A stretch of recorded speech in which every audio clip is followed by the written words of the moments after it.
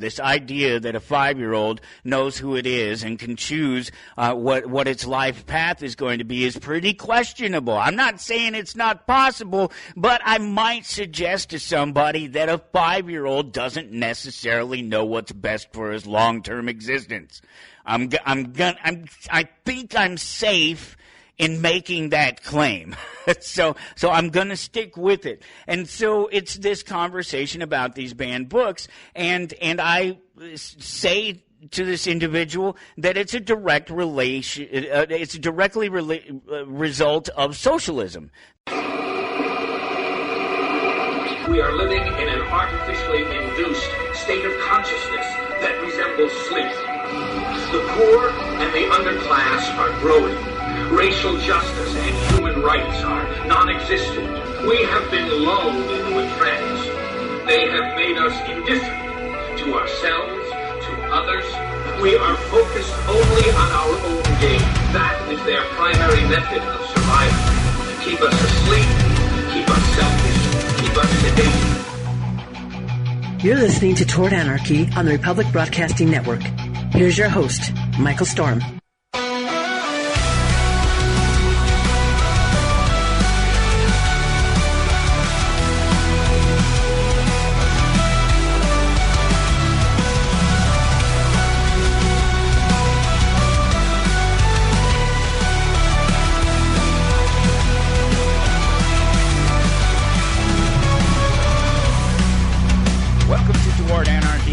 This is my little digital playground, my safe space, my little corner of the internet that I've been able to carve out for myself. I'm Michael Storm. Thank you so much for joining me and for just tuning in and giving me your time, because I appreciate it. I understand how valuable the time is. So the fact that so many of you come here and spend it with me on a weekly basis, or semi-weekly basis, depending on what time of year it is, and you go for the ride. You take the little ride with me, and we take this thing worldwide right here on the Republic Broadcasting Network. It's Saturday night in my world. Whenever you are listening, wherever you find the show at, be sure to tap that, click that like button, that follow button, whatever it is. You can find me also on Facebook, X, and Instagram at Toward Anarchy, and of course at towardanarchy.com. That really, truly is my little digital playground there. It's funny because I thought about this just before turning on the microphone and really trying to tie the show together, and it just occurred to me, this whole little digital playground of mine that I have, and I've talked about it before, just generally speaking, the fact that I've been able to carve out this little space on the internet, in this digital age, and I have my space, and it's mine. I own it pretty well. It's a pretty solid capture of what I represent, what I put out there every week. But at the core of it is my playground, towardanarchy.com. That's my playground. We all have a space, a little space. Well, not everybody, but many of us have a space on the internet out there now. It's not that hard to come by. You just grab a page on Facebook, or you grab a page on Instagram, or LinkedIn, or whatever it is. There's all these different places on the internet where it's somebody else's sandbox, where it's somebody else's place where they get to make the rules and make all of the decisions for everybody. And it's funny just thinking about that and knowing that I don't have that problem. I have my space on the internet, and even if you were to contact the host or something like that and find some legitimate reason, or what they would find as some violation, or they would find you particularly of need to please over me, a paying customer, and possibly have me removed from my host. But that wouldn't actually get rid of that. Wouldn't cancel me. You couldn't cancel me like that. I just move my website to another host. I move it to a server offline, offshore. I mean, I could even take it offline as far as that goes. I can host the website on my phone. You can't stop me. I've carved out my little space, and I'm trying not to abuse it. I try to make it available to everybody. It is something of a digital safe space. You don't have to come here and necessarily concern yourself or be worried about whether or not you are safe here, because as long as you don't come here bringing any judgment or any force into the conversation to make it go your way or to make people think your way, do things your way, then we're not going to have any problem. We're going to have our conversation, we're going to have our differences, and we'll come together, and we will resolve the conversation, we'll resolve the differences, or we won't, and we'll go our separate ways.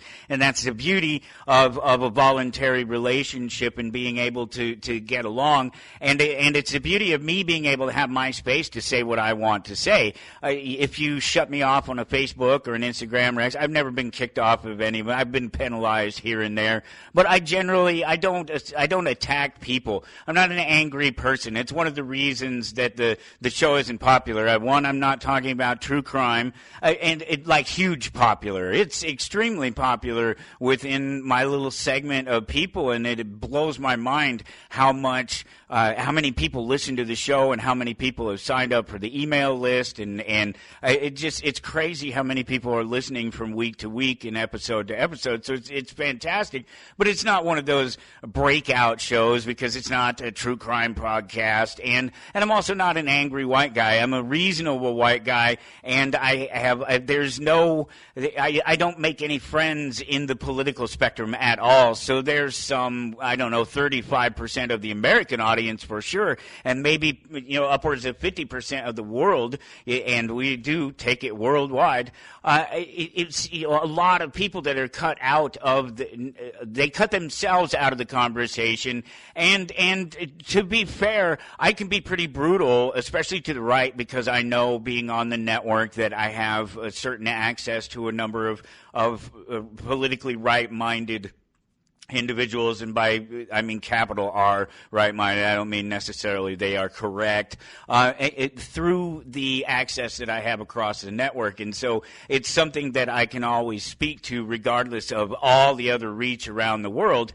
But I'm not angry. I'm not choosing sides, so I don't make any friends in any of those spaces. So the only people that are listening are the small percentage of people that are really particularly smart, and they get it, and they're just hoping to hear, an idea or a thought or a person, something that they haven't necessarily thought of themselves, because that's it's one of my claims. It's been, you can go back, you can check me, I'm on record of making these types of claims all the time, that anybody can, barring sort of physical or mental defect, can participate in these things and can think and be smart and work themselves into a space where they're wanting to learn and they're open to learning and they're open to change, different ideas, or just the same ideas, hoping for that one nugget again of the things that they didn't think about themselves. We all have something. We all have our things, everything that's going on around us in the world, and how much we deal with that, and then how much of that is forced on us by the other people around us and the people that we choose and the people we don't choose to be around, just sort of complicating the issue and generally really making it harder for us to just be comfortable and to just find a space to be able to think about things other than what we have to do in the moment, to give some thought to the world that we live in, or to ourselves, to get, there are just so many people walking around oblivious of their own reality and of their own needs, and so you're always going to find me here having a conversation like that, whether it's with myself or whether it's with Dr. Lloyd or whether it's with my guest coming up in the second hour, Alan Katz. Alan Katz is a professional, and he's Hollywood royalty. It's really cool to have him on the show. horror fans, the old school horror fans, are going to possibly, very possibly, recognize the name Alan Katz right away, because when I talk to him, there'll be the conversation about him being a cult, sort of thing within the horror genre, because he is one of the co-creators. He's a very big part of. It's interesting. His story is interesting because he comes into it later, and much later in reality. He is a co-creator of the Crypt Keeper, but the Crypt Keeper for the show Tales from the Crypt, the HBO television series from back in the 80s and in the early 90s. And he comes into this, the third season on, but the Crypt Keeper takes on his personality as the writer for it, and it's somebody else's voice, somebody else's look, but it's his personality that comes through the Crypt Keeper, and so he's a major portion of it. But the thing about that is they're all those guys that created that Crypt Keeper are late to the story, because we're talking about EC Comics, we're talking about Tales from the Crypt, we're talking about the 1930s, and very old pulp stories, comic books, that sort of thing that predate even superhero stories in some cases, and so obviously right up my alley to get a chance to talk to him. And it was really cool because he reached out to me across that Podmatch system that I talk about every once in a while, because there's so many cool. It's really neat that I'm able to use it. I use the free system,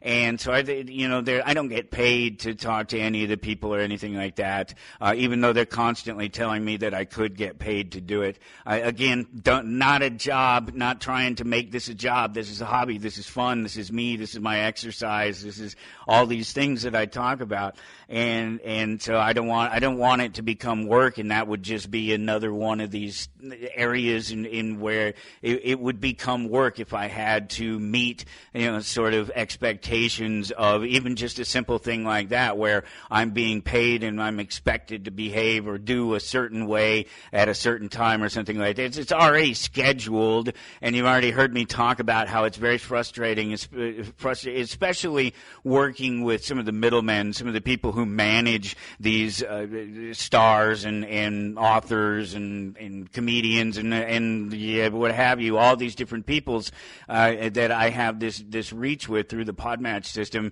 and so I'm not in the, and the fact that, excuse me, let me get a drink, and the fact that I only do the one show a week. It's 2 hours, it's straight up, there's no editing, I just lay it down in one take, both the conversation and this that I'm doing here. It's laid straight out, but it's just that. It's just the one conversation each week that I have with somebody, and so I don't need that much. And they give me a couple of connections every day that I could make across the Podmatch system, and I get way more people trying to get me to let them be on my show than I have any need for sure. And it's not that I don't need them, and that's not what I'm saying. It's that I just don't have the time. I only do the one show, and so it's easy to fill. And so using their free service has made sense. And if you listen to the show, I've used it for years, and I've been perfectly happy with it. Things work, sometimes they don't, and whatever, 99.9% of the time the system works, and I personally have been in contact with the creator of it, and am in contact with the creator of it. I talked to him just not that long ago, just a few days ago. It might have been a week or more ago now at this point. The last few weeks have rolled on by. But specifically the creator, and there's a few thousand people in this system, and it's growing all the time. And that's just what I can sort of visibly see. There may be more underneath it that I can't see, that aren't as participatory in the system as others. But it's just been a really great thing, and I feel like my voice is heard. I feel like I'm part of the community. That's why I've always stuck with it.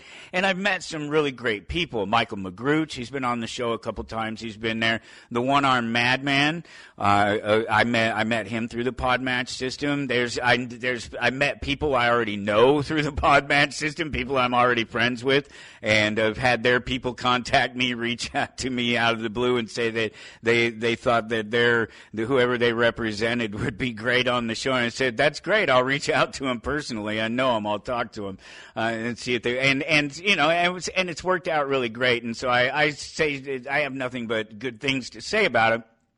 And I don't stand to benefit from it any more than I already have. I just legitimately find it really cool. And I met Alan. Alan reached out to me and said that he thought he would be a good conversation on the show, and he's absolutely right. And I imagine that's because of the Podmatch system, and people that I've had on the show and other shows that I've been on are right up his alley. So I imagine our keywords meshed up and all that good stuff, everything that you hope for sure when you're talking about one of these, wanting to use a service like this, let alone if somebody were to pay for one. And I suppose that somebody like Alan probably does pay for a service. I know any number of them do, and that's why I'm always getting the message about you could make money if you interview this person. I don't care about that. I just want to talk to the person, and I'm happy to have the conversation with them and give them access to my little niche, the little spot that I've cut out of the internet that they can't take away from me. They can take away your Facebook and your Instagram and your X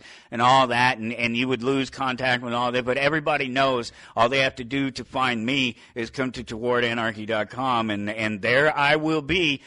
You can always drop in the store in Topeka, Kansas. Just don't come gunning for me. I don't have time for that. If you want to go gunning for somebody, go gunning for somebody that going gunning for would actually make a difference, would make a change. If you're going to ball up on somebody and try to make somebody see things your way or make your statement, don't use me as an example, because again, small niche audience, happy to have it. Love all of you guys. I know there's so many of you that listen over and over again. I get the subtle clues even when it's not outright, and the fact that the email list just continues to grow. You can sign up for that at towardanarchy.com. I send a couple of emails at most a year just to kind of let everybody know that I'm still there, and it's simple. It's on every single page. I think any page you click on, you can one way or another get to subscribe. But that's fine. That's fine. Whatever. Do, don't. That's what it's there for. You can or you can't. It's up to you, and it's entirely voluntary. You put your email address in there, and as soon as you're done, you take your email address out of it, and I can't send you emails anymore. It's a beautiful thing. It really, truly is. So what I want you to do when you get to towardanarchy.com is I want you to look for the current episode. The current episode is 2533. If it's not right there on that front page when you get there, you can probably scroll down. It's probably on there. I try to keep a few episodes, not the entire run for the year 2025, but maybe 5 or 10 or so episodes of it. But then all you'd have to do is click the episodes button or the episodes link, and it'll take you there, and you just right there, 2025, and you'd see right there, right at the top, Alan Katz is up there, and we'll bring him in at the top of the hour, and we'll have that conversation. It's fantastic. You're going to love that. Until then, we're going to talk about banned books, the banned book list that's coming up this week, this next week. Starting, I guess, on Sunday when weeks begin, and it goes through the week, and it's a thing that happens every year, and it's something that I talk about every year. If you've ever watched any of the video, you can see it. I'm wearing it right now. Oh, I just bumped up against the desk because I turned. I'm wearing it right now. It's on my head. It's a hat. It says read banned books. It's something that it showed up as available through one of my distributors at the comic book shop. And I thought, oh, man, that's really cool. I'm going to get me one of those. I'm going to wear it around because I love the sentiment. But that's as far as it goes in terms of how I feel about banned books. And it's like I was saying, how I'm talking about having my space that they can't take away from me. They can take away your Facebook, and they can take away your X and your Instagram and all these various places if they take the whim to. They can't take away my little space on the internet. Well, it's the same thing with the banned books issues. And so when I see somebody make a claim that it's a bad thing that books are being banned in a public space, I have to say, well, wait a minute, what are you talking about? It's a bad thing. The books shouldn't be in a public space because there shouldn't be a public space. It shouldn't be up to the public what people can and can't read. And so when somebody comes along and starts saying, oh, here's the headline in case you're wondering, first Texas schools banned my book, now it's To Kill a Mockingbird, and it's an opinion piece by Ashley Hope Perez, and I get the sentiment, and I agree. I think it's a bad thing when other people are deciding for other people what they can and can't read, can and can't enjoy, can and can't experience, and that's as far as it goes. So when I wear a hat, and I wear it quite regularly. If you've seen any of the videos, you can see me wearing it fairly regularly. It keeps my bald head warm, and I have to be in a very cool studio because that helps keep computers quiet because they run cooler and they run faster and things work better and whatever, and you don't want to be hot and have to try to cool off anyway. So you work in a cool environment, and I'm bald. I need hair, some sort of magical hair formula, and I call it a hat. Sometimes it's a Batman beanie or something like that, but ultimately I cover up my bald head because it's cold, and God decided that I did not deserve to have a full head of hair by giving me screwed up genes and whatever.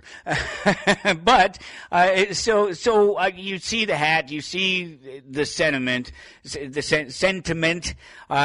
not the sediment, not my sedentary bottom line position that's settled at the bottom, sentiment of reading banned books, and that's because I urge you to read things that people have told you can't read, because they probably have an agenda. Now maybe, just maybe, and it's really possible, it's even possible, I doubt it necessarily from the state, but an individual telling you shouldn't read something or that it's not for you, maybe it's not. Maybe you take their advice, maybe you don't, maybe you look into it because it's just good to experience things for yourself, and we are just talking about reading something. You don't have to make any life decisions based on somebody's novel.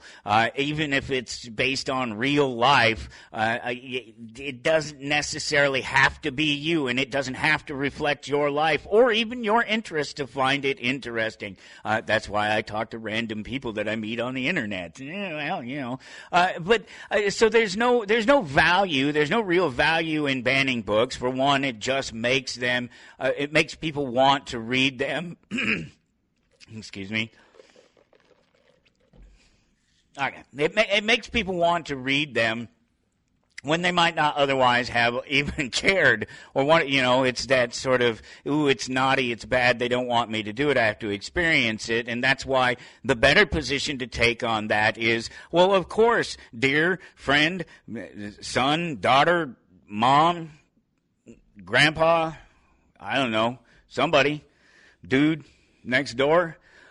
Yeah, absolutely. Maybe great. First of all, let's admit, I didn't read it. Chances are real good I didn't read it.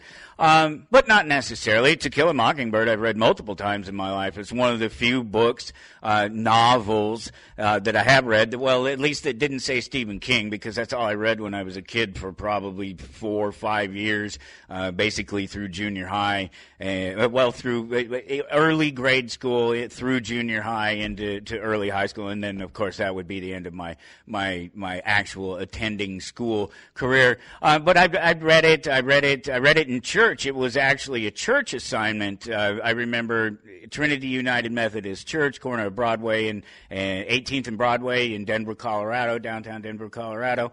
Big, beautiful Gothic church on the corner. Was a member for many, many years growing up as a child. Okay, maybe not many, a few, like 3 or 4. I guess as a child at the age of sort of 9, 10, 11, 12, it might feel like an eternity, but yeah, no, it was just a couple of years. By the time I was 12, I quit believing in actually, I'd quit believing in unicorns long before that. I gave God a little bit longer of a chance at that, and certainly it didn't find what I was looking for in the squabblings of the church, the individuals in the church. In a big church like that, don't even get me started.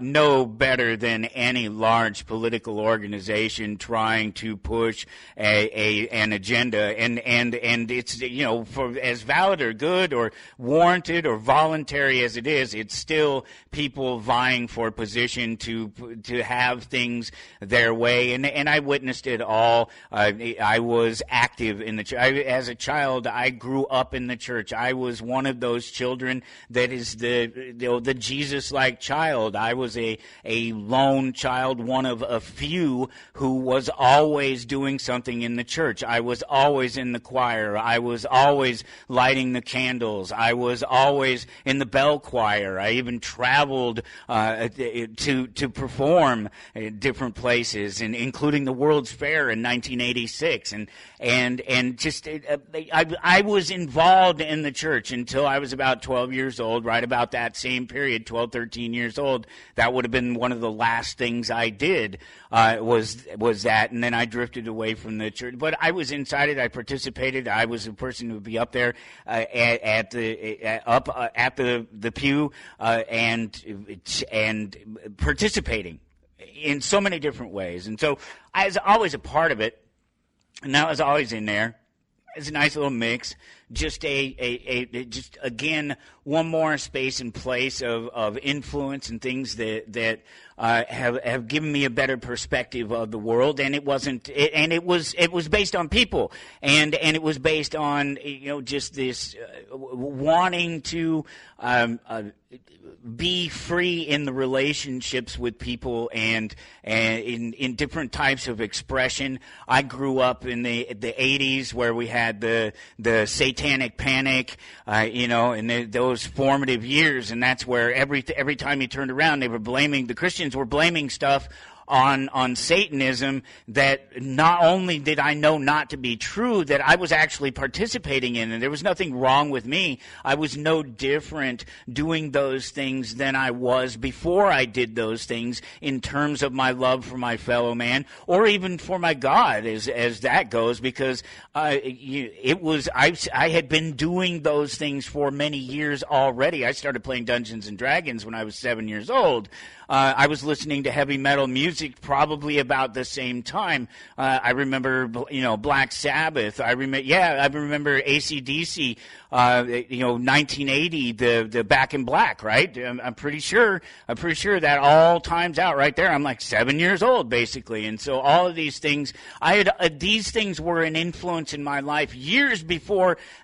Already, of course, there had already been that, but then the actual panic came along. The satanic panic came along, and people in authority, and already the government, teachers, priests, parsons.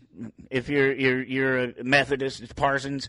They're all lying to you, and they all have their agenda, and you've realized pretty quickly what their agenda is, especially if you're experiencing these things. And of course, I'm Gen X. That's my entire life. That's who we are as Gen Xers. That's who it turned out to be. We're the last. Face it, we're the last great generation. We hope that some of our kids and things are able to carry on our good names and the good ideas and the good values that we have, and we probably have the most stable relationships of any society ever, of any age generation ever. Absolutely. I don't think there's any doubt about it, because I think we chose our relationships. They weren't chosen for us, and they weren't presented to us in a fantastic or phony way like they had been before and like they are now. And so I think I don't think it's without any way to express it and explain it that I can clearly say and honestly say that I think the Generation X is the last great generation. If there were any great generations at all, they're it, because they stand in a special place in time. We stand in a special place in time that exists before, now, and after then. So all of that fake idyllic BS world that existed through the after the Second World War and into the Vietnam era and into the hippie era and all that fake ass, nothing came out of it. All that happened was the people that rebelled against the system went into academic BS areas and tried to take over and tried to push an agenda that isn't consistent with a shared vision of society. It's socialist, and that's what I'm getting at across the board when I'm talking about these ideas. That's the word when I get to this conversation about banning books and the fact that we should be banning public spaces, we should be banning public libraries. Public libraries are worthless anyway at this point. They truly are outdated and outmoded. You cannot keep the amount of information that is available on my phone. Even the worst phones with a visual interface that can go to an M.dot website. If you know what I'm talking about a website that's specifically made for small mobile screens, even the worst one of those, even the worst one of those. It just blows my mind, really, when I even think about it, that we're having the kind of conversation like this and that it's made into a political thing. Because if you don't, somebody laughed at me here. Let's see, where's my phone? Somebody laughed at me directly, and I made note of the whole thing. Because I thought it was ridiculous to laugh at somebody in a conversation. And I don't remember all the conversations I had, but this one, it was one of those things where I'm like, we got to make sure to mention that and talk about that, because it fits in with the entirety of this conversation. And let's see if I can find it with any sort of speed here, because I don't ever remember where any of this stuff is, but there is in here somewhere within the first couple of pages just me talking, taking a note. And so it was an NPR article that had come up that was something about it was this conversation. It was the banned books conversation, and this is Wednesday or something like that. It's not even banned book week yet, and we're already all hot and bothered in the press about it and bringing up this conversation. And of course I have this conversation in my story. I talk about I'm wearing the hat that says read banned books, and it gets attention. People comment it all the time. And positively they comment on it, and it's led to a conversation here and there like this, and I'm the first one to express that what I mean by that is I'm not saying that public school children should be forced to, or should even necessarily, it's not my problem, they're not my public school children, so I really don't care, but I don't think it's a good idea that these children necessarily be exposed to books about relationships, especially deep relationships, especially when we're talking, certainly grade school. I think by the time you hit the end of grade school, 12, 13, 14, it's realistic that you better be talking, because they're starting to get the physical changes anyway, and things are going to happen, and they're going. But before that, you're talking to a group of people who don't understand what's going on. They're not experiencing these things in their life. They're imagining experiencing them through somebody else, and they're imagining that they know who they are before they've ever even had a chance to begin to decide who they are. This idea that a 5-year-old knows who it is and can choose what its life path is going to be is pretty questionable. I'm not saying it's not possible, but I might suggest to somebody that a 5-year-old doesn't necessarily know what's best for his long-term existence. I think I'm safe in making that claim. So I'm going to stick with it. And so it's this conversation about these banned books, and I say to this individual that it's a direct relation, it's a directly result of socialism. That this is socialism at its finest. That banned books are a result of socialism. And of course, this person is a socialist. They're all socialists, but this is a left-leaning socialist. And I don't know if I mentioned this or not, because it is a fact that most of the books that are being banned within the public system, whether it's in Florida or Texas or where else, most of these things are being led by conservatives, the right, and that's why it's a good thing for me to have this conversation with you. There's better things you could do with your time. One would be take your damn kids out of public schools and get rid of public schools. Well, that would be two things, wouldn't it? Well, at any rate, those two things would go hand in hand. But this person is a socialist. They are a socialist. That's who they are. The socialists. They are leftists. And not to that point where I don't like them, but that's what they vote, and they're likely to buy one of these lines about something like this, about a book being banned and it being terrible. And the fact is that it is a direct result of socialism, because socialism is where all the other people get a say, whether you like it or not. And so they get to decide, not you. You're one voice, if you're lucky, among many. It is socialism, it is democracy, it is government, it is the best government, and it sucks. You see what it's gotten us. But that's it. It's socialist. It's socialism. That's a direct. Banned books are a direct result of socialism, not fascism. Fascism tells you that you can hate things and that you should remove it from the space. But socialism gives fascism its ability to actually do that within the public space. So if you don't like these things being taken out of or put into your public school system, your choice, don't care, not my kids. Once again, I don't care what you tell your stupid kids, as long as your stupid kids keep their hands off of my kids and their stuff and me and my stuff. We'll be just fine. You will get along in life just fine. That's all we have to do. That's all we ever do. We don't ever have to agree on a single thing, but they need to keep their hands to themselves off of me, mine, my stuff. And it's a real simple thing to do. It's real easy to do for most of the world, because most of the world doesn't know you. So the people that you do, you have to make this much, but just a little bit of effort on your part to not violate these people in any way, shape, or form. Very little. Still, because all you have to do is just be a good person and not be looking for ways to violate other people, looking for ways to take advantage of other people, regardless of what their views are. And so they scoff at the idea that banning books is a direct result of socialism, but it clearly is. It absolutely is. And because the fact is that nobody's stopping any of you from reading any book you want to. The only thing that's stopping you is access. And so access is not, especially in America, the access is not about you being able to get it for free from the local library or from the public school system's library, whatever it is. Access in America is about you downloading it for free on the internet. What the hell else are we talking about here? Jeez.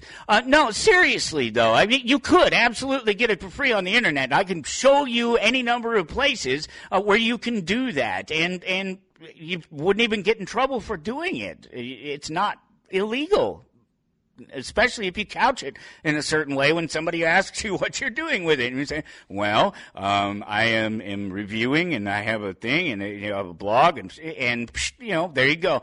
You have at least a legitimate argument for why you might have something that you didn't otherwise pay for that is the intellectual property or whatever of somebody else. It wouldn't be their physical property. It could be, but if you went out and bought the book, you probably should pay somebody for it. It's probably, the actual book. You should probably pay somebody for it. I don't know if the author will ever get a dime for it. That's a whole other thing. If you can buy direct from somebody, please do.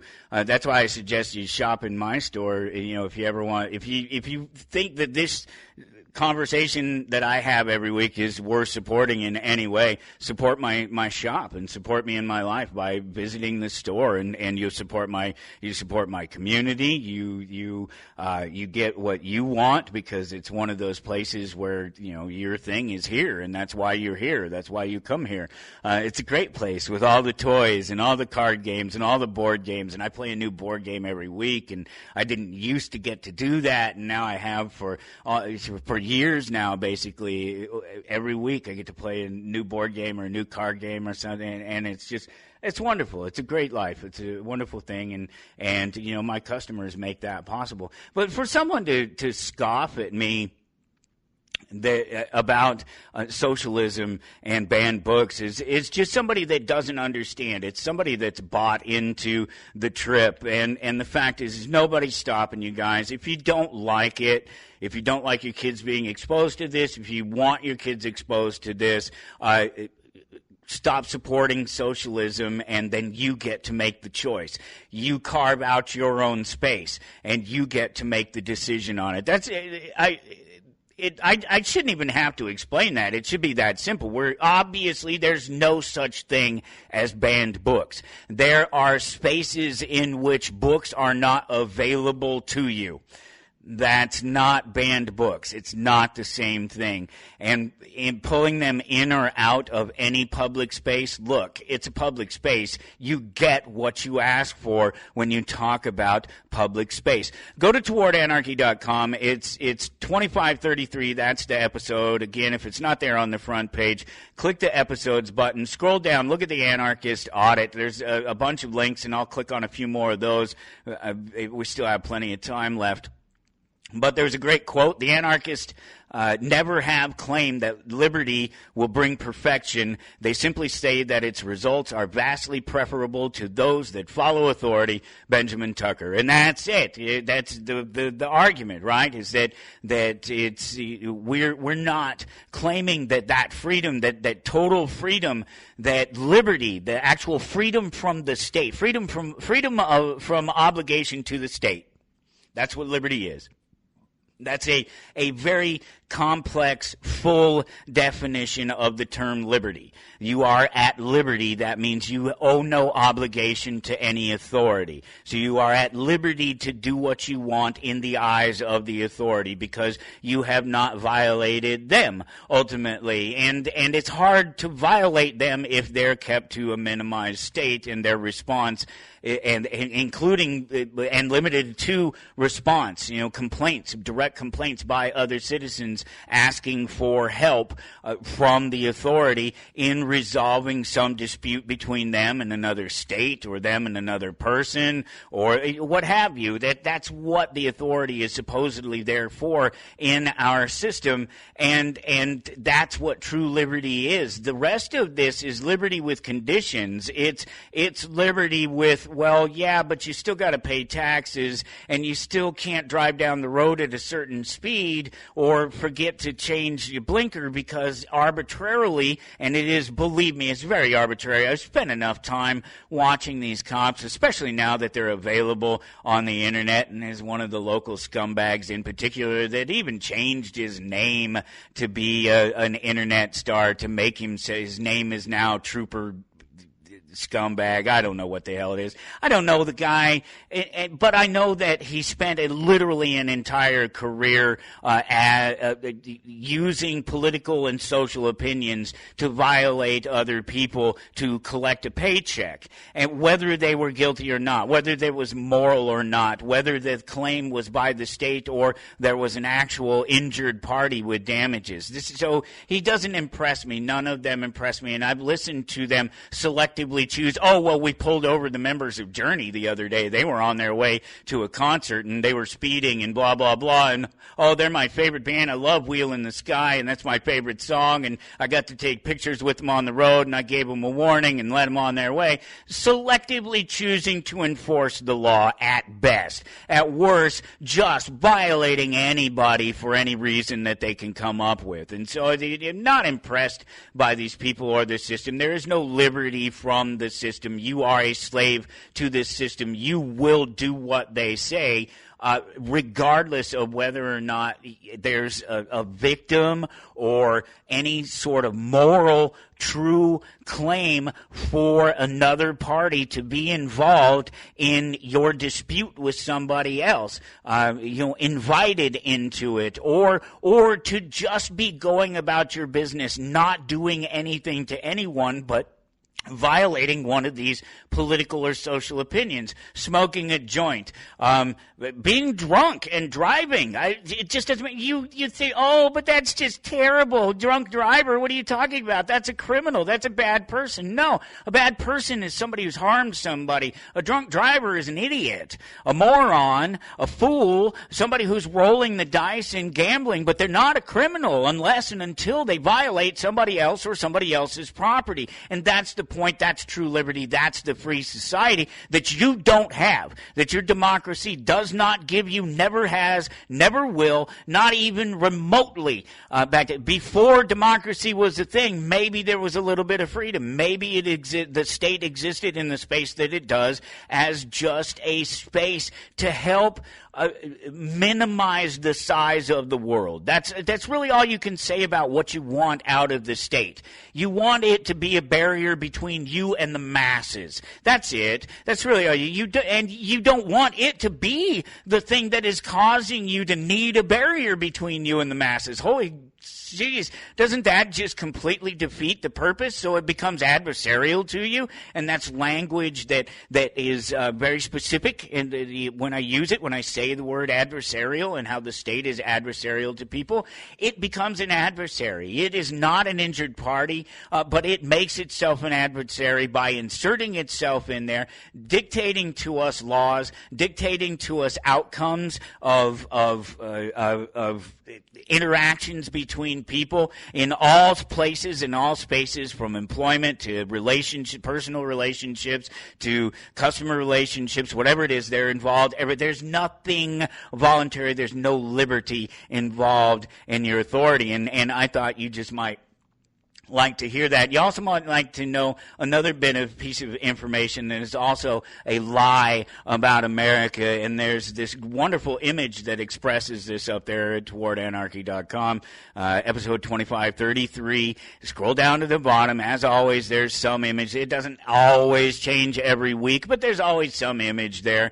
I try to change it most weeks. Sometimes the message is so good and it's so apropos for what I happen to want to talk about at that time that I leave it for another week or something.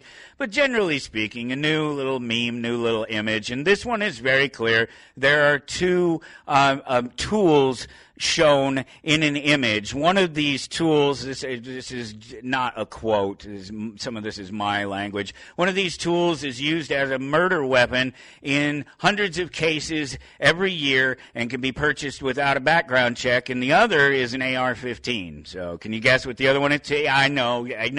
Put your hands down. It's fine. We all know you're smart. Everybody knows, actually. It's like asking, what was let's see, the guy in ZZ Top that didn't have a beard, his name was Frank Beard. I'm genius. I know trivia. No, everybody knows it's a hammer. It's a hammer. You can buy one anywhere. You can buy one at Walmart. You can buy one at King Soopers, at Dillon's, at Alvin's, Aldi's. That's another one. The Alvin's is another. I don't know. You can buy it. You can buy one just about in any store.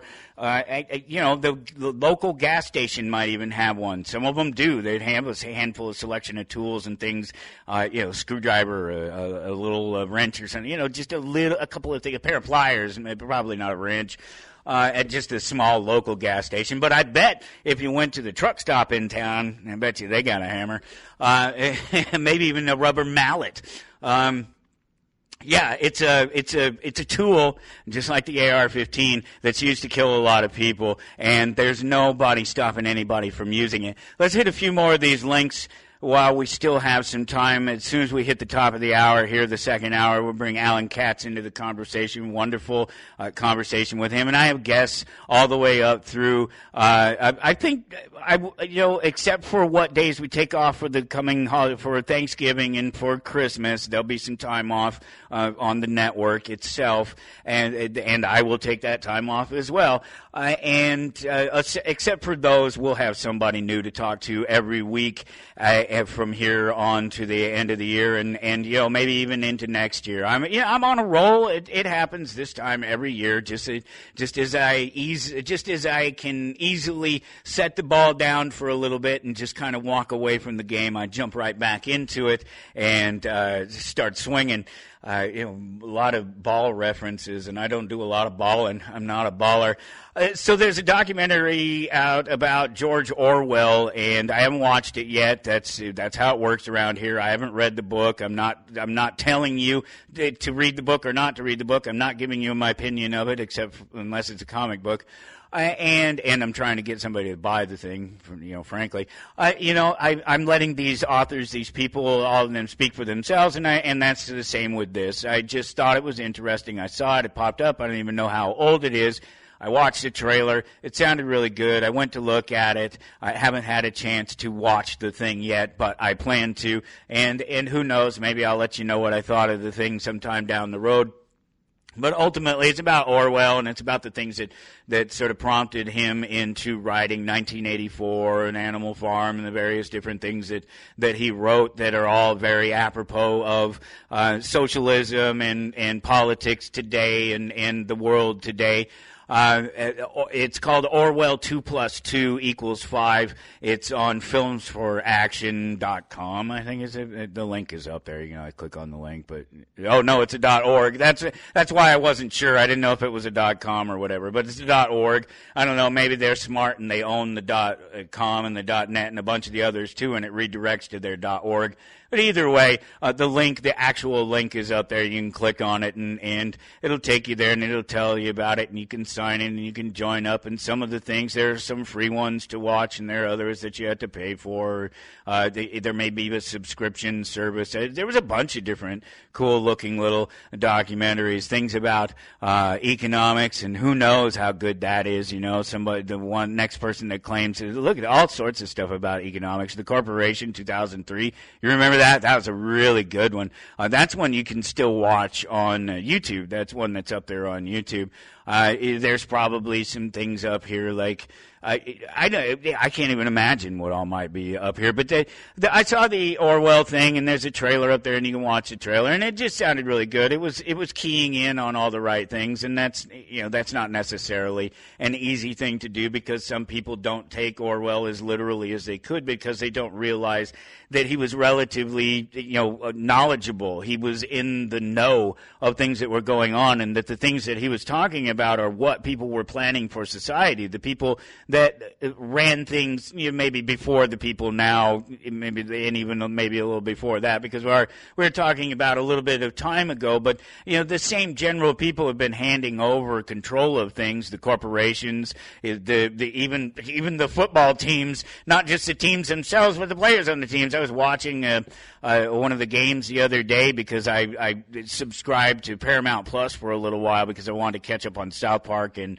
the new Beavis and Butthead, all these new shows, and they've been great. They've been wonderful. I've been enjoying them, and I was watching some football because it's CBS, and so I get a couple of the games each week, and I was watching it, and there's it's Mike Shanahan. Well, no, that's not his name. It's somebody else, Shanahan, but that's Mike Shanahan's son, and that was Mike Shanahan. It was 30 years ago, and then there's McCaffrey, and it's Eddie McCaffrey. No, that's not Ed McCaffrey. Ed McCaffrey was 30 years ago. That's Christian McCaffrey. That's who that is. That's and so I'm just watching this because these guys are all in the same team, San Francisco, I think, which makes sense because the offense of the Broncos in the Elway years, those later Elway years for sure, those mid and late Elway years were they were that same offense as the offense style as what came out of San Francisco,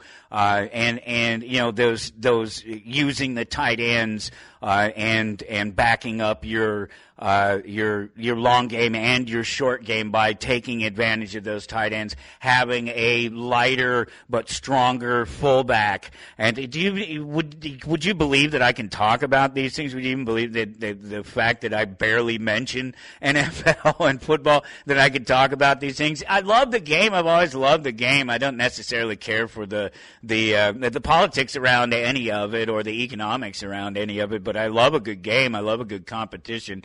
That'll never change. But I just was watching and I was like, man, everything is just handed down. And it's just, it's the same with Hollywood. It's the same with all of these very gate-kept positions. And it will only become more and more like that as everything becomes more specialized, or at least centralized, if not specialized by itself.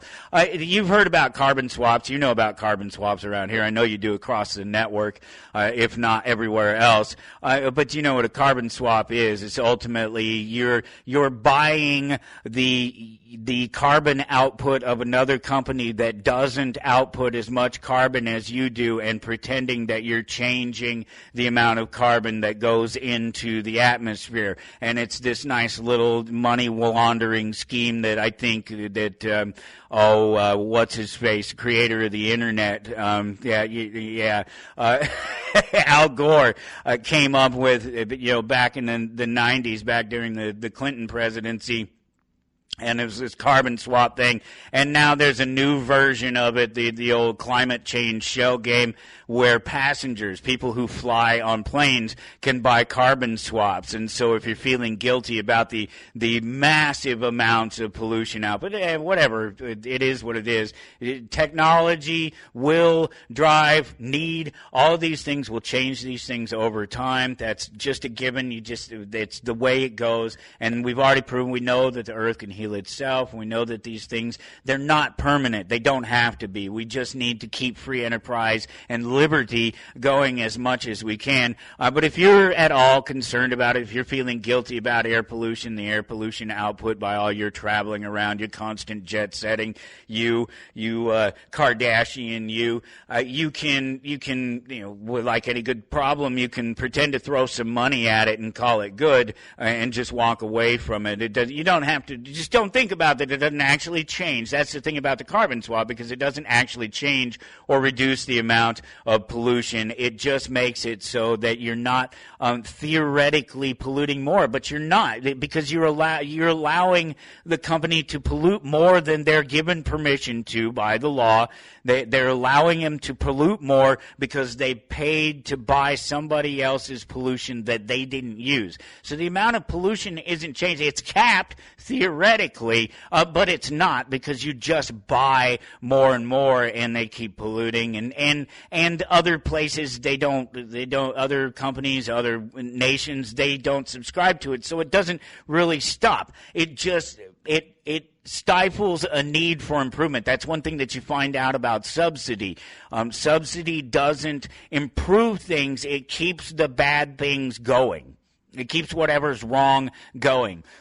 And I'm talking about government subsidy. I'm talking about welfare. I'm talking about socialism. These things, it just keeps the bad thing going. It doesn't ever provide clarity. It doesn't ever give people a chance to stand back and look through at anything past the politics and the money and look at the problem and solve the problem and work on the human resolution of the problem, finding the new and creative ways to do things so that we're not doing them the old way, and so that the things that we're causing a problem become less and less of a problem over time, because we have the freedom to do it, to look for them. Disney and some other people are telling AI and other image and video creators to cease and desist. They're suing people. They're doing all this. You know how I feel about these things. But I'm going to give you a specific example in the case of Disney. Disney, of course, owns the Star Wars properties. And so Star Wars is a big thing. And Star Wars has a huge fan base. And Star Wars has had for many, many years cosplayers and other people who make their own uniforms. They spend their own money, create their own things in copy of or likeness of Star Wars characters, Star Wars ideas, and these things have been going on for many, many, many, many years, and they've never cost Disney a single dime.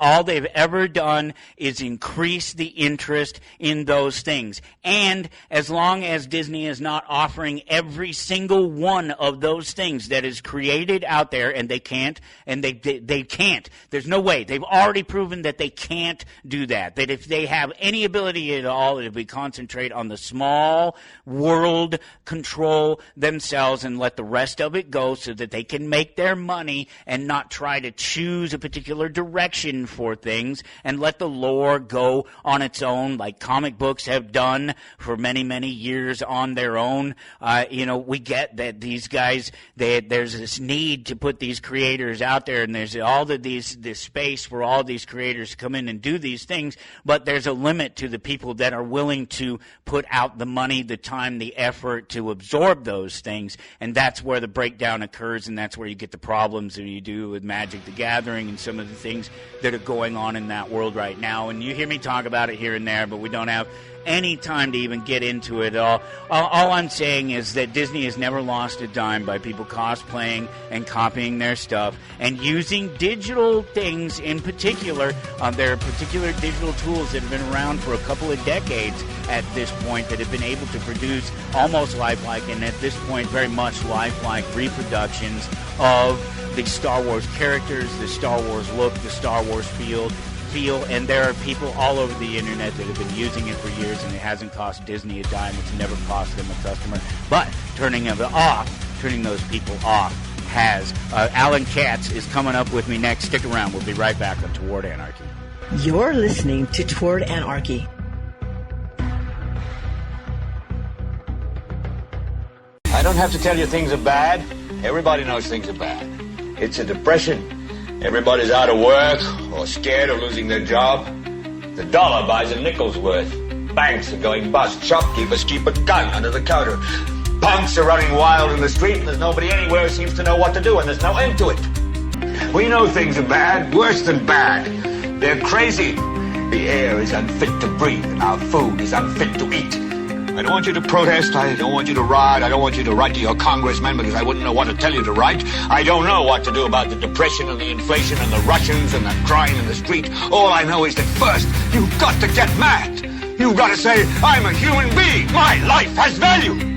You're listening to Toward Anarchy on the Republic Broadcasting Network. Here's your host, Michael Storm.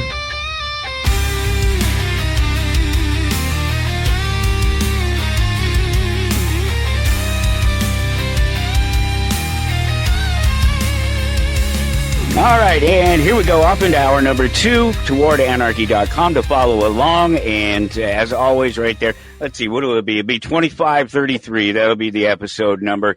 When you get to towardanarchy.com, you find that, you find information about my guests, you find the links, because us saying them just doesn't quite do it for typing. I had links at my fingertips a minute ago and they wouldn't work, and we're going to try to get you to remember links and to connect with people using voice. It's not going to work. It's not going to work at all. If you get to towardanarchy.com and you do find 2532, you'll see my guest is Alan Katz. Alan is Hollywood celebrity, Hollywood, royalty, I would think. And I would not. I was always a rebel, trying to storm the castle as it was. Yeah.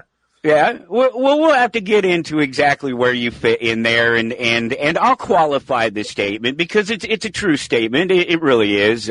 If you were to go look up Alan on IMDb, you'd find his page, you'd find his picture. It looks much like he does right now, in fact, and you would see that he's got a small but very distinct and very great background in Hollywood as co-creator of the Crypt and a number of other things. If you want to go check it out, it'll be there. Like I say, we'll always provide the links for you. I thought the coolest thing I saw up there, other than, just the sort of resume thing, and possible future works, there was something there about something in the works, but no real data on it. Maybe we'll see about that. But I noticed as I kept scrolling that it said you were a huge fan of Life of Brian, and that I'm a Python guy. I love Monty Python, of course. Who doesn't, right? Yeah. And Life of Brian is fantastic. Not to send us in any particular direction down the road, but the one scene where they're on the bleachers and I don't know, maybe it's Eric Idle. He wants to be a woman. I don't know, remember which one it was, but it's so apropos of today, and a lot of people have brought it up, including even John Cleese himself has made a point of, we were, 1970, October 1970, maybe, it was almost, I don't know, October 8th or something like that, I think I saw when I was looking. 1979, not even the 80s yet, and they're already ahead of the game and talking about sort of where we are socially today. So my guest, Alan Katz, I appreciate you joining me. Thank you for the time. Great to talk to you. So you're Hollywood royalty to a lot of people that are horror fans. Let's face it. I mean, you have, like I said, short resume, but really distinguished. And the Crypt Keeper, just a little anecdote. So our Christmas tree, and the family, 3 kids, wife, our Christmas tree growing over the years, never been a traditional Christmas tree, not ever. Family Guy, Simpsons, Star Wars, Barbie, you name it. Pop culture things. I'm into comic. I own a comic book store. You see some comics behind me, toys, things. Just stuff like that. Very representative. But only one horror thing on the tree, and it's the Crypt Keeper. I am honored. I am honored by that fact. What I've learned in the past couple of years, I started attending horror conventions around Los Angeles. Yeah. And I began meeting the horror fans in the horror community. The first thing that I learned right off the bat, the horror community are the sweetest people on the planet, because they've sublimated so much of life's vicissitudes into horror. And they walk around the conventions, many of them in cosplay, dressed up as Freddy, as Jason, as Leatherface. The first convention I went to, she couldn't have been more than 5. This little girl in a perfect Leatherface costume, right down to the appropriately sized chainsaw. Amazing. But the people walk around dressed, covered in gore and spatter, and they're so delightful and lovely and sweet. And I sat there behind a giant banner that said Tales from the Crypt. And as people would, oh my God, Tales from the Crypt. The story I heard repeatedly had 2 variations. One, the key thing was, for an awful lot of people, Tales from the Crypt was their gateway drug to horror. We kind of popped their horror cherry. And the weird thing was that they watched it despite the fact that their parents told them, you are not watching that show. Or even more, which was more surprising, they watched it with their parents, because their parents were horror fans who thought this is the perfect way to introduce people they loved to something they loved.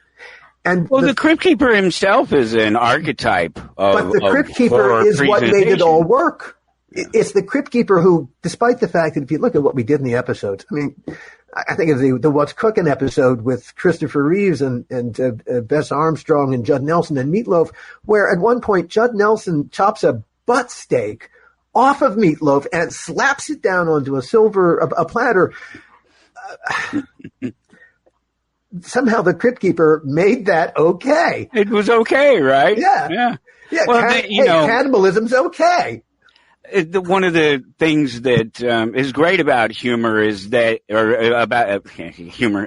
That's where I'm getting. I'm ahead of myself. It is, to me, it was black humor. That's it. One of the great things about horror is that it is its own special genre. It can be funny, it can be melancholy, it can be thrilling, it can be all of these things. And that was what was great about the Crypt Keeper. I know what I loved about him was that he was just sarcastic, and again, he's this archetype. Existing characters, Spenguli and Elvira, Mistress of the Dark, and people like this who introduced and hosted programming like this over the years. And the thing about it was campy, and it was funny, and it was sarcastic, and the jokes were cheesy, but it made, if nothing else, it made it palatable for. It made the rest of it palatable, like you said, just slapping a pound of flesh down. but those characters all understood their audience. Yeah. And it's a very individual thing. And most horror fans, it touches something very deeply inside them.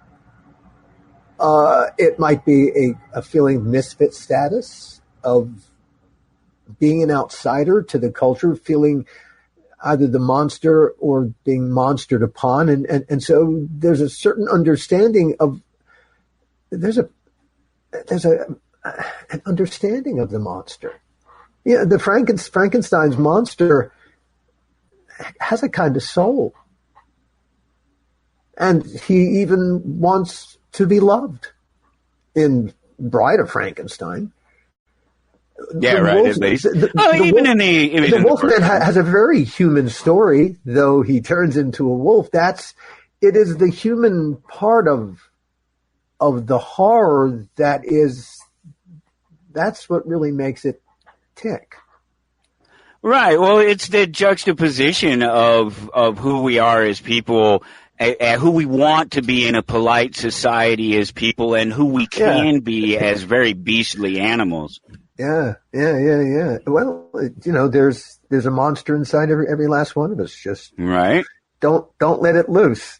Who knows what's going to happen? Well, yeah, and it's the stronger person that recognizes the monster and controls the monster and realizes that it's a part of them and doesn't deny it, because it's the ones that deny it where it creeps up on them and sneaks out and it gets reflected out into the real world and you see true monsters harming people. I don't think of anybody in the political spectrum that could do such things, but orange hair aside. I though I would love to, I will not venture there with you. Yeah, you have to take a few shots, especially the easy ones. Come on. Yeah. But no, one of the things that I used to be a very political creature. Up until the last election, I was obsessed with politics. As that election's results became known, I turned off the news. And I started listening exclusively to podcasts. I was a podcaster already, but suddenly right. I was beginning to build a podcasting business, and I thought, you know what? I devoted myself mostly to history because it was as far removed from the politics of the moment as possible. And the thing that I learned from listening to a whole bunch of history podcasts is how history keeps repeating itself again and again and again. We never learn. No, we never learn. I don't think it's possible for us to learn. And we really swing continually between two very particular, I wouldn't even call them extremes, just very, it's Rome. It's really hate. We're either the Republic or we're a Caesar. And it's these two things is what we continually vacillate between. And when the idea of the Republic becomes too strong, the more militaristic side says, this is elite and seizes control. And then suddenly it begins to lose control because it's harder than it looks and it's expensive. And when the economics undermine the military's ability to maintain itself, well, then you can be taken. And it does get taken. And suddenly the people rise up again. And now you're heading back toward a republic until suddenly it becomes too elitist. And it goes back and forth and back and forth and back and forth. That is the nature, apparently, of us, the Homo sapien. So, but it was incredibly informative. And at the same time, the world of podcasting, from a creative standpoint, and I mentioned before we started that I've always been a bit of a rebel. I am a rebel. And I worked within the Hollywood system, and it made me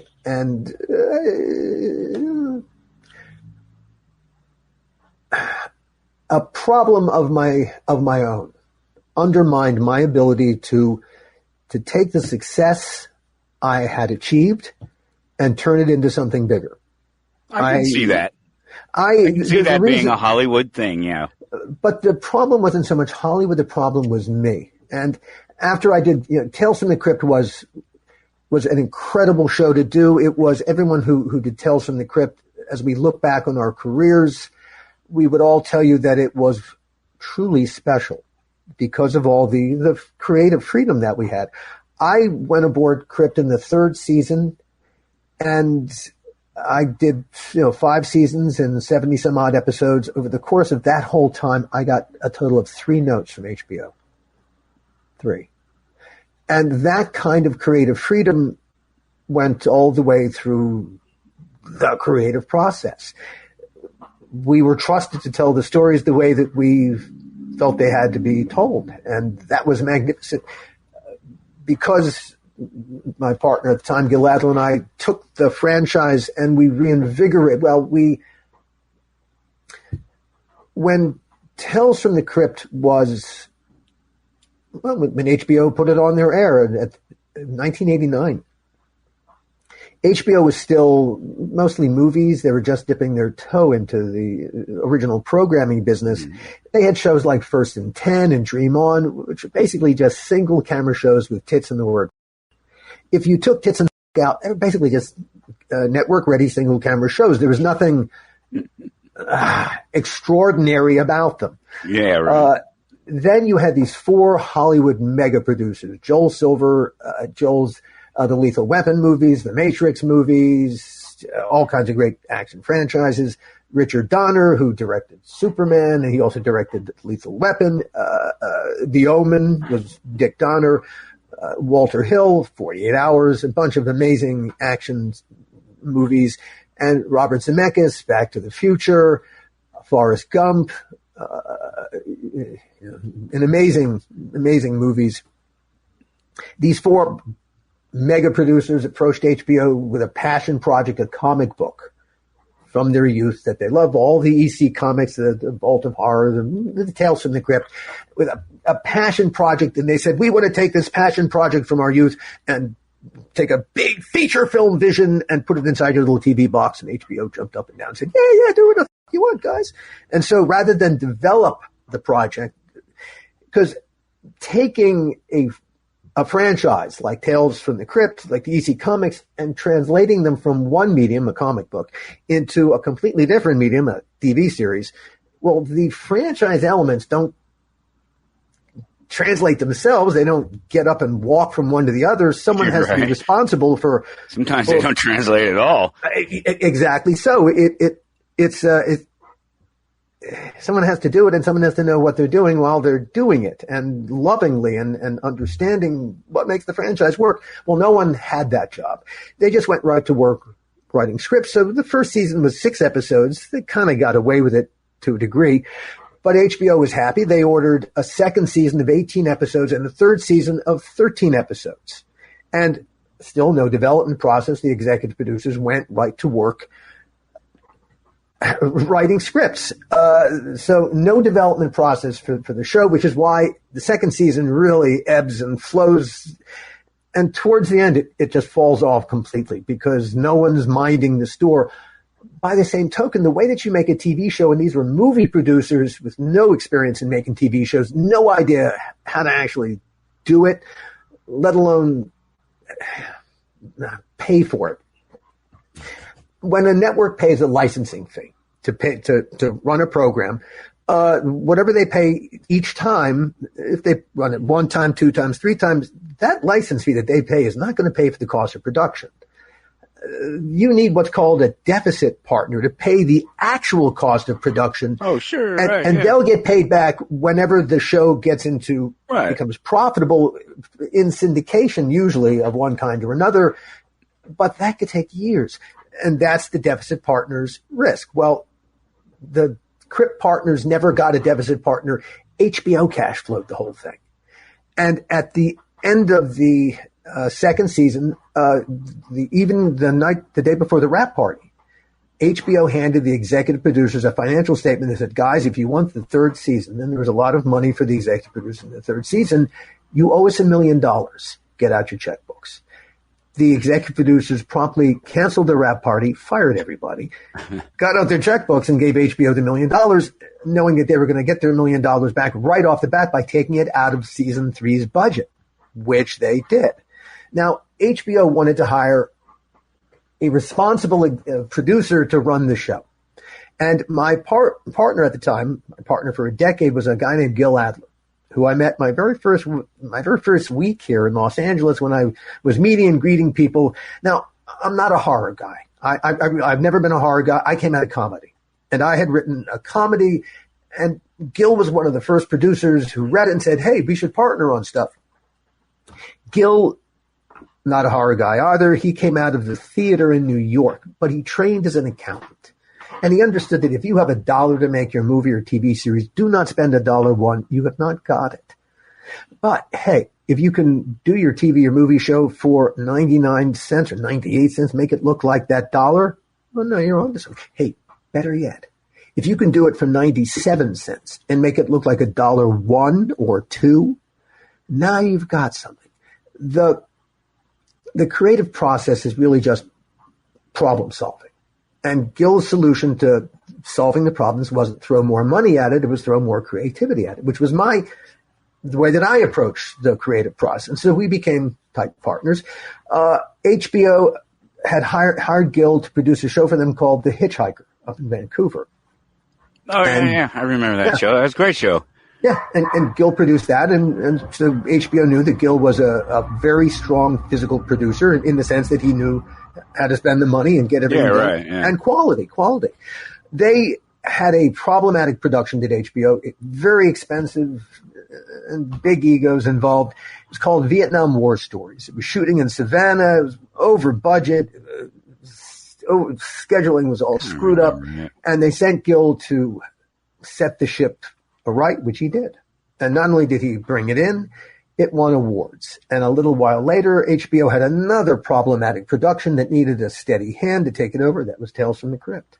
And as I was Gil's writing partner, Gil said, well, if I'm doing the show, I got to have Gil on, I got to have Alan on as the story editor because, someone's got to mind the franchise here. And since the Crypt partners didn't care, they never thought about that you needed one to begin with. They said, sure, whatever the fuck you want.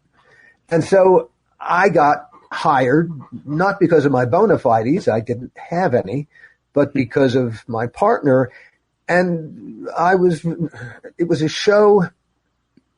Oh my God, I was so happy to be on that show, not just because it was a paying gig, but because I grew up loving those comic books.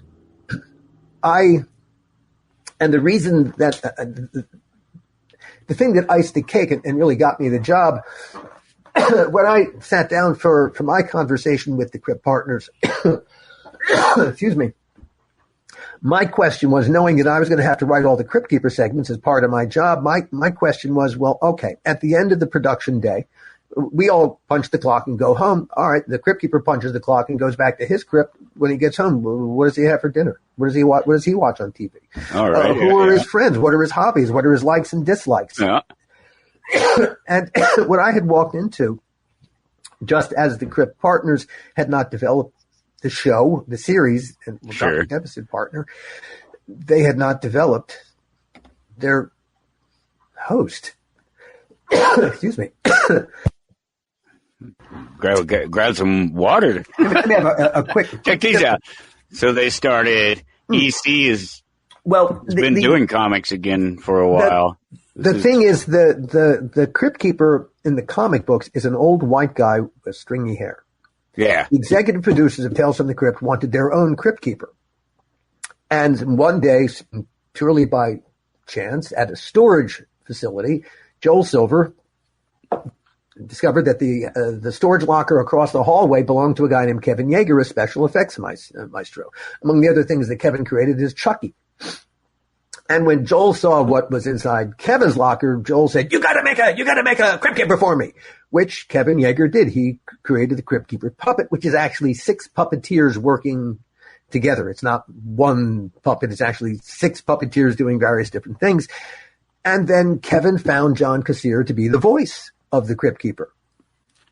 And so now you had a great puppet and a great voice, but no one asked the question, but who is he? Until I came into the 3rd season, whoever wrote the script for the episodes before I got there simply threw some lines at the Crypt Keeper, and that's what he said. But because I sat down, just in order to do my damn job, just to write those segments, I don't know how to write for a character that doesn't exist. How do you write a cipher?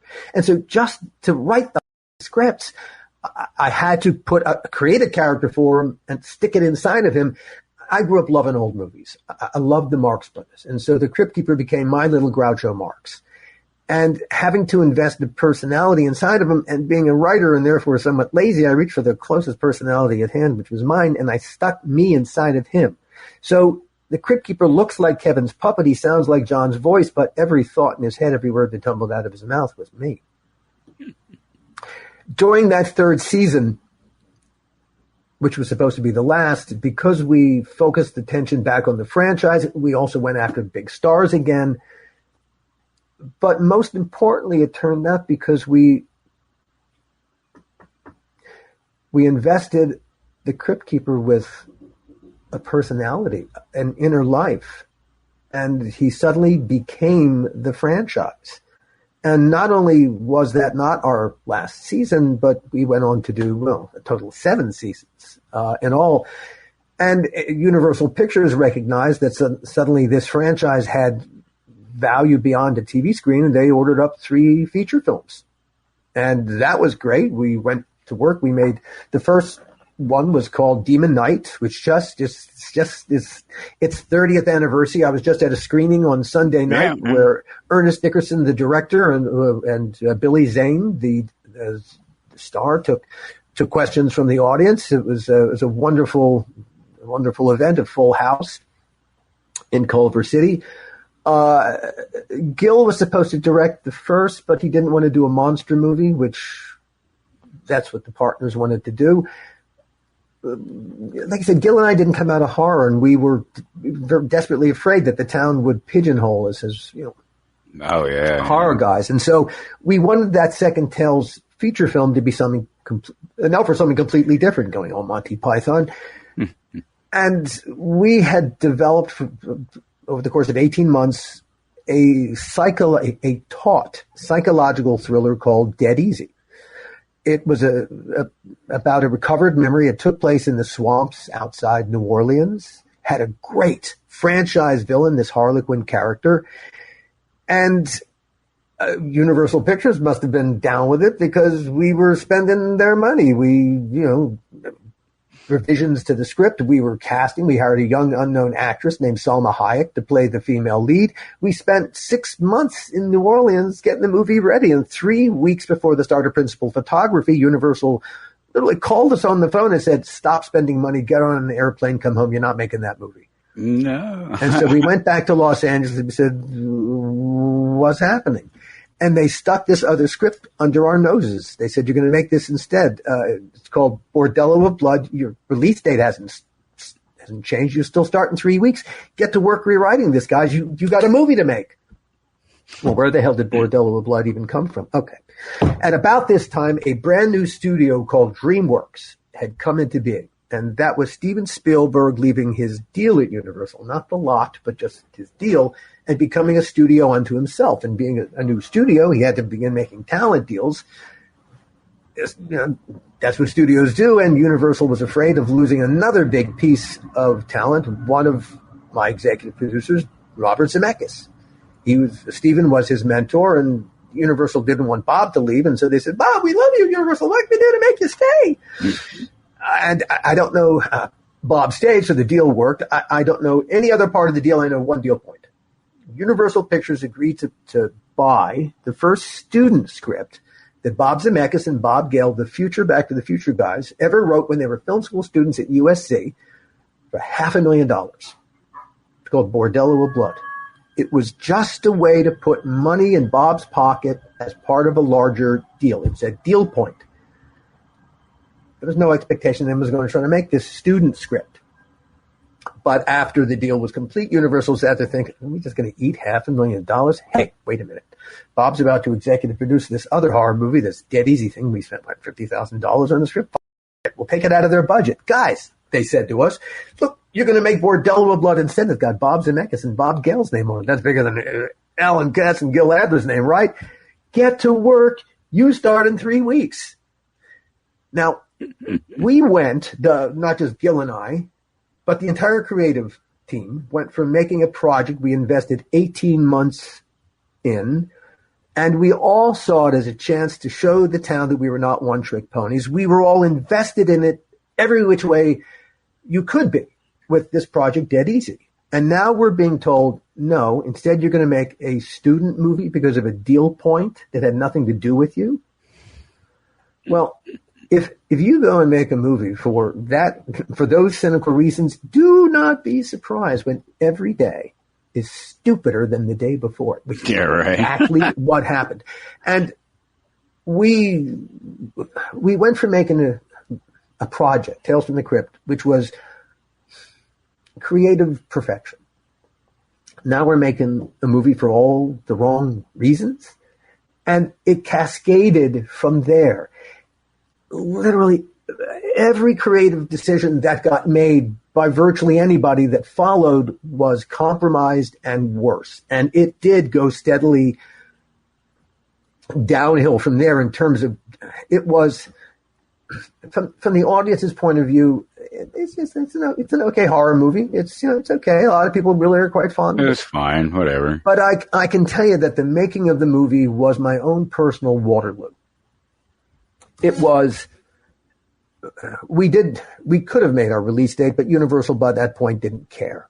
And we didn't make that Halloween. They held us for the following August, and they dropped us in the doldrums.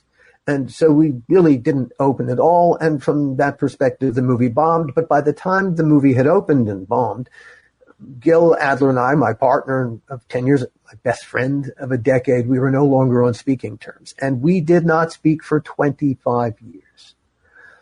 Now, this experience ultimately, man, I did a couple of seasons that I really enjoyed on a show called The Outer Limits as a co-executive producer. I was involved in a couple other projects here and there, but I began a 2-decade-long spiral into a deepening depression and a writer's block I didn't even know I was in. And it was all set off to a degree by the making of Bordello of Blood. It turned out I was keeping a secret from myself that undermined my confidence in myself as a human being. And 3 days before Christmas 2016, I came within literal inches of killing myself. I knew I was in a bad way.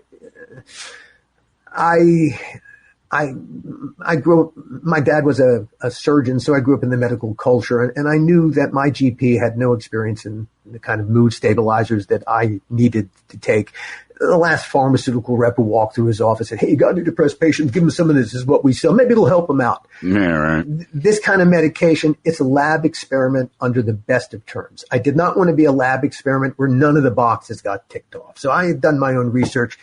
And I went to my GP. I said, look, here's what I just tried to do. And here's the medication I've been thinking about. Would you please prescribe this for me? He whipped out his smartphone, looked and said, okay, that would make sense. And he wrote the prescription. I picked it up, went home, told my family what I was going to do, and took that first dose. And then I got so lucky. Within 36 hours with the minimal dose, I leveled.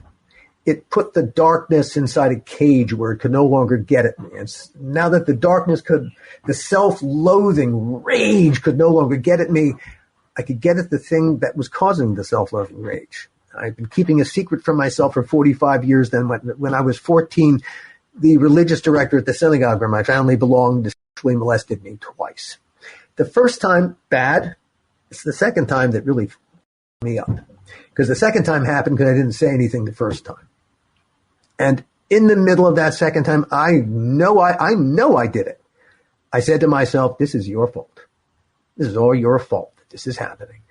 Now, It is not a 14-year-old's fault that an adult is using them as a sex toy. That's not true. But our emotions don't necessarily work along those lines. And now I set a template of two things, of blaming myself for things that you probably shouldn't be blaming yourself for. And then when you go to fix those things, well, you're not fixing the actual problem. And when you take the blame for things that you have nothing to do with, you're not helping anybody. And so, all right, this is a one template that's set and the other of self-loathing. But now that all of that was gone, I bumped into another thing. If you can't tell your own story to yourself, can you really tell anyone else's story? No. You can't.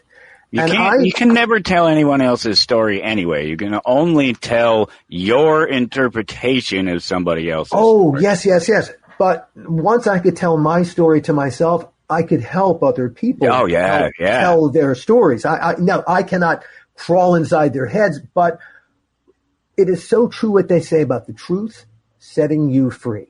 It did. I suddenly went from being, I'll pat myself on the back, a really good writer to being a storyteller. And that became my obsession, my purpose, everything in my little... So you spent a lot of years working really hard to become a podcaster. Well, here's what happened. That's what I did. well, I kind of got sucked into it. During the pandemic, a Tales from the Crypt fan group, 3 guys from around the country, fathers, they were both fathers as well, they started a podcast called Dads from the Crypt. They reviewed all the episodes of Tales from the Crypt and gave parenting advice. Nice. One of the dads, Jason, contacted me. He said, hey, we're going to be reviewing one of the episodes you wrote. You want to sit in with us? And I said, well, that sounds like fun. Sure. And I sat in and we had a great time. A few weeks later, he contacted me again. He said, we're going to be reviewing Bordello of Blood. You want to sit in? And I said, Jason, the story of the making of Bordello of Blood is not a half-hour conversation with you. It's a podcast unto itself. And that's what launched my first podcast, the How Not to Make a Movie podcast, right. The Making of Bordello of Blood. And that thing's a hit, right? That has done very well. That's it's in its 4th season. It's on hiatus because I've got 6 other podcasts out in the world now and a dozen on the way. I really enjoy telling my story through the podcasting medium because there were conversations I had, but I also produced segments where I tried to take you inside the experience wherever I could. Yeah, you have an insider's view of a couple of things, apparently. But then during the 2nd or 3rd season, a friend approached me with a story that he wanted to turn into a TV series. Now, the movie and TV business are seriously fucked up. Seriously fucked up. It's under the best of circumstances. In the old days, it was hard to get anything made. Oh yeah. It's almost impossible now. The economics are just, they're completely screwed up.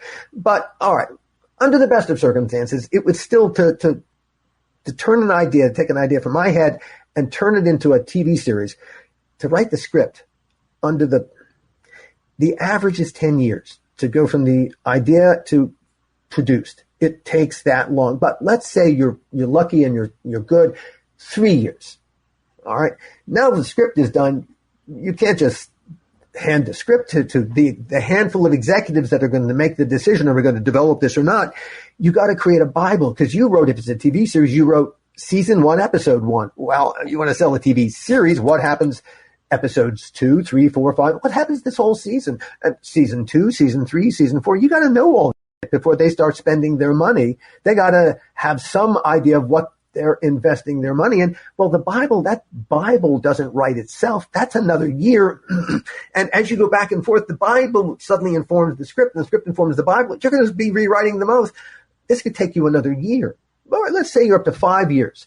Now you're ready for the marketplace to get these apes to read the stuff you spent 5 years working on.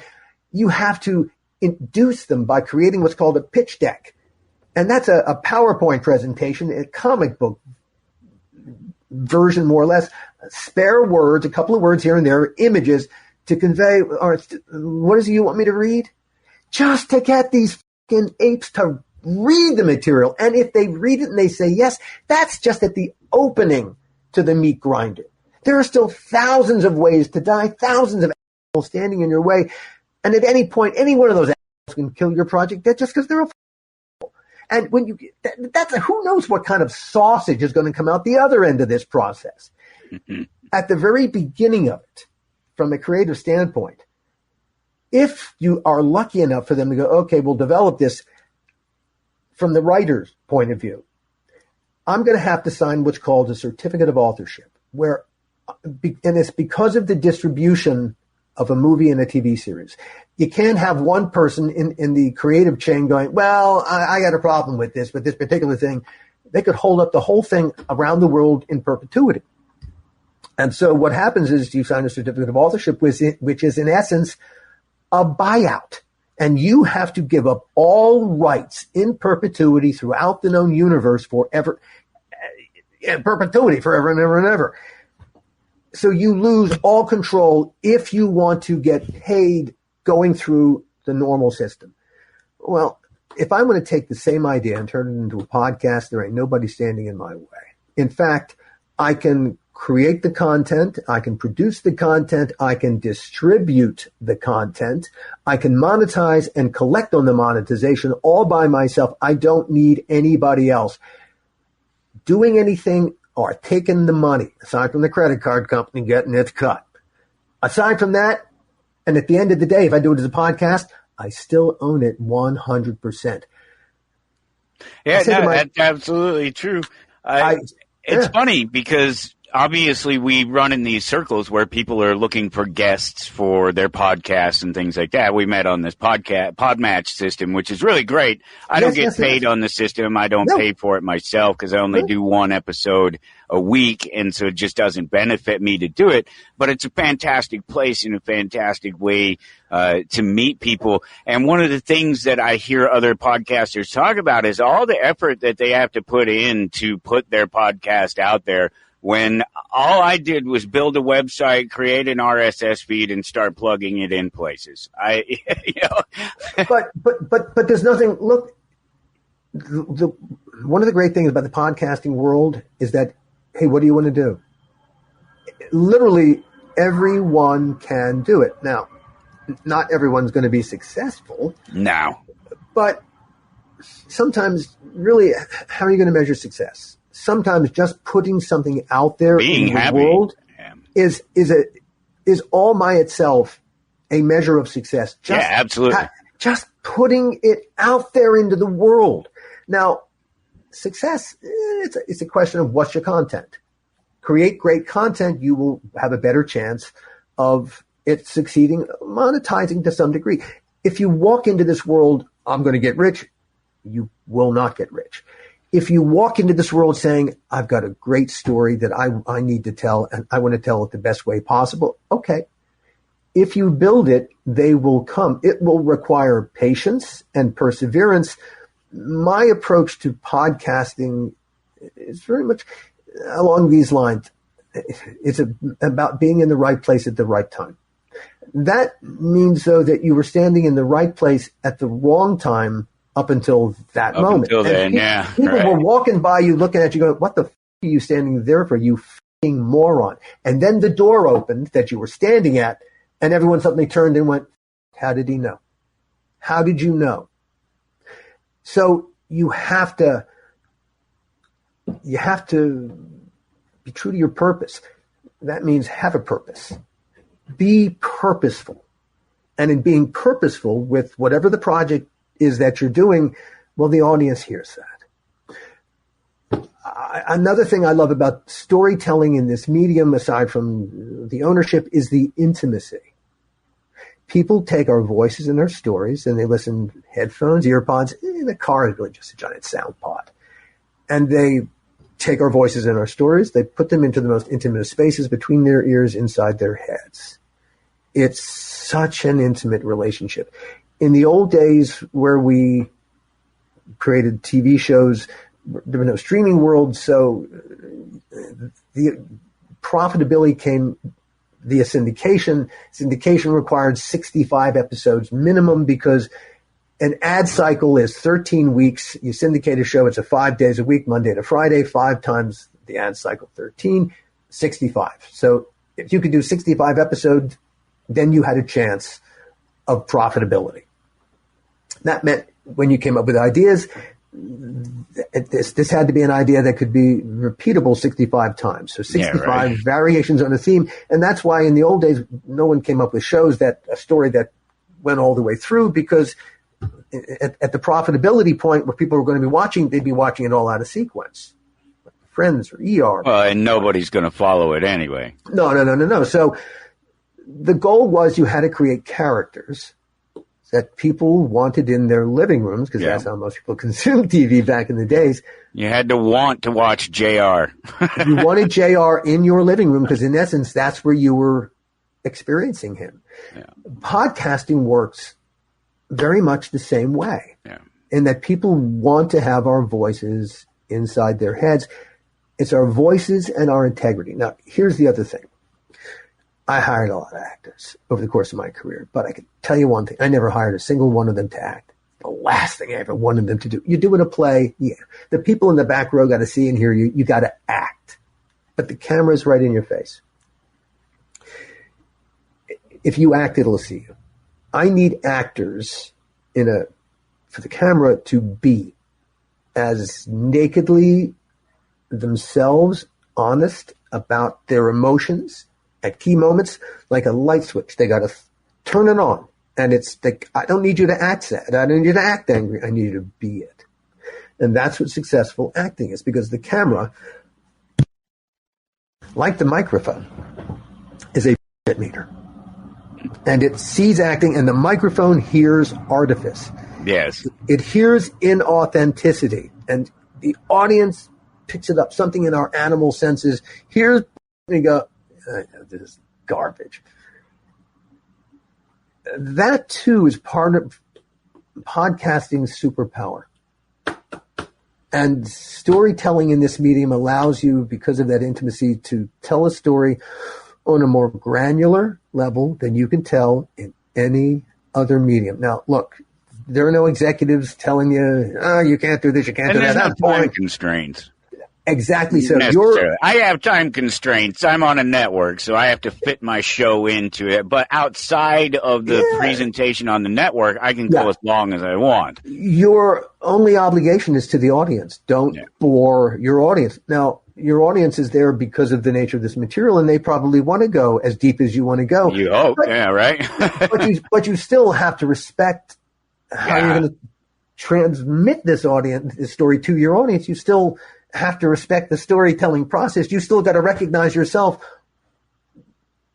What's the actual story here? Because there is a story, and what's the best way to tell the story so as to either not give it away too soon, or if it's meant to be funny, how best to set the audience up for why this is so funny, or why it's tragic, or why it's sad. And you got to understand human beings, and hopefully you also want to tell the story in a way that's a little fresh. That, the audience's expectations, you use them against them.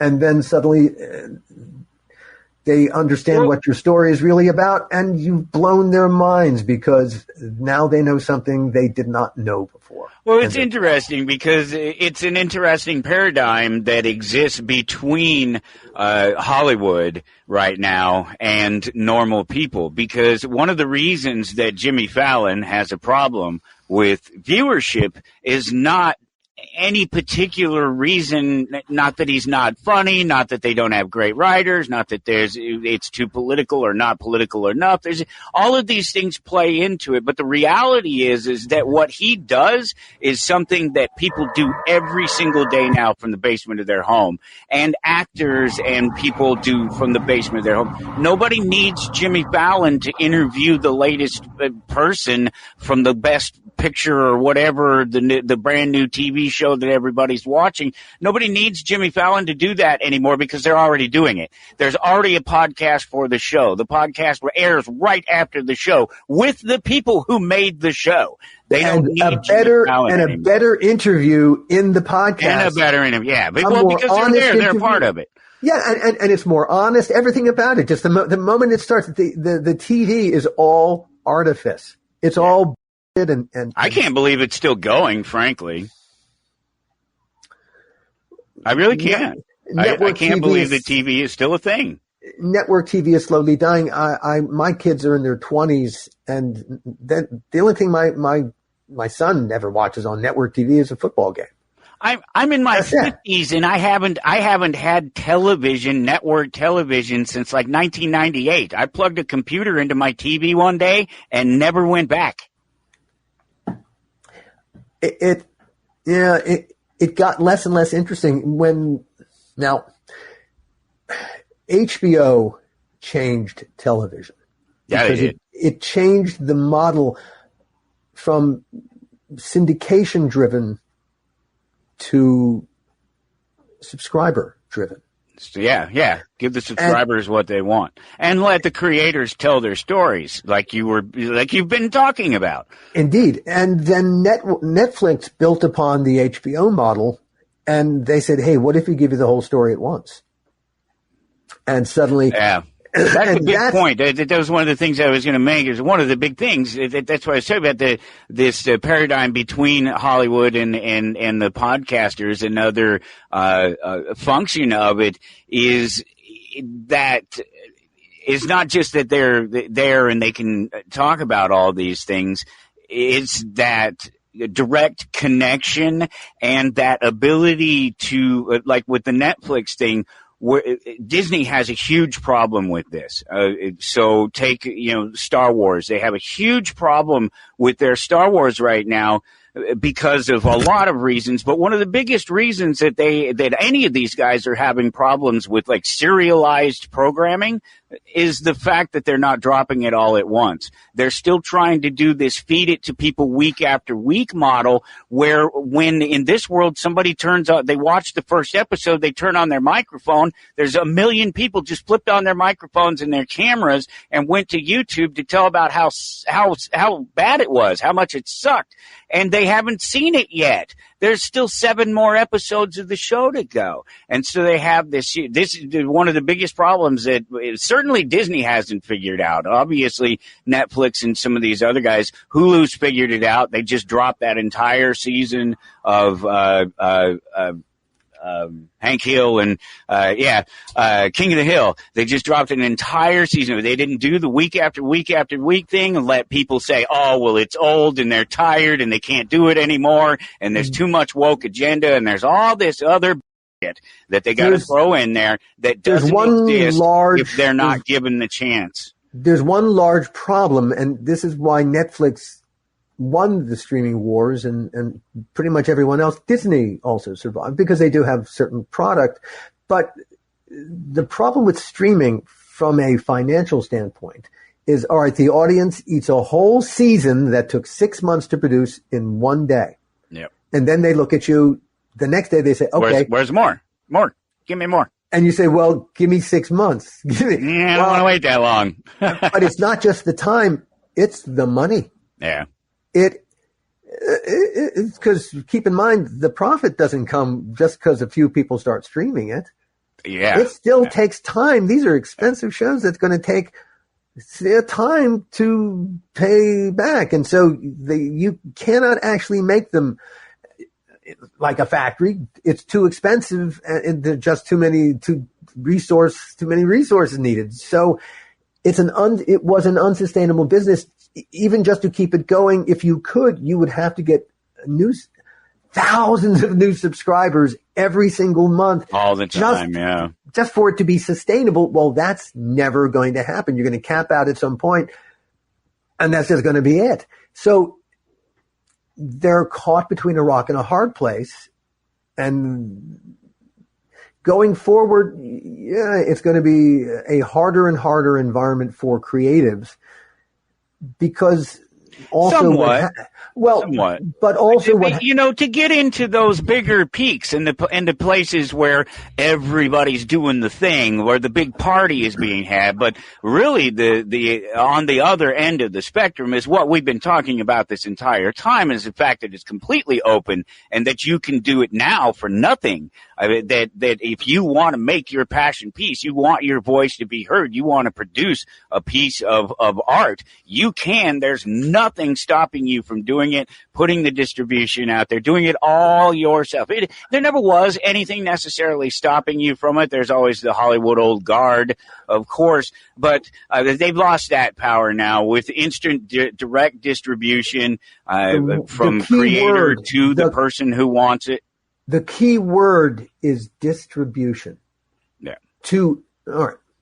And here's where podcasting just changed everything. To make a TV show, to make 5 minutes of video, yeah, I can do that myself. 10 minutes of video, 15, yeah, okay. But past a certain point, if I want to do it regularly, you need more. It takes time. You need more money. You need more time. How are you paying for this? Are you independently wealthy? More food. And so to do it, it's an expensive proposition as you scale up. Yeah. A podcast. Look, yeah, you can do this with the multitude. You can do this with a lot of money. It's wonderful. I look forward to having that experience in my future. But right now, I can do this as a one-man band.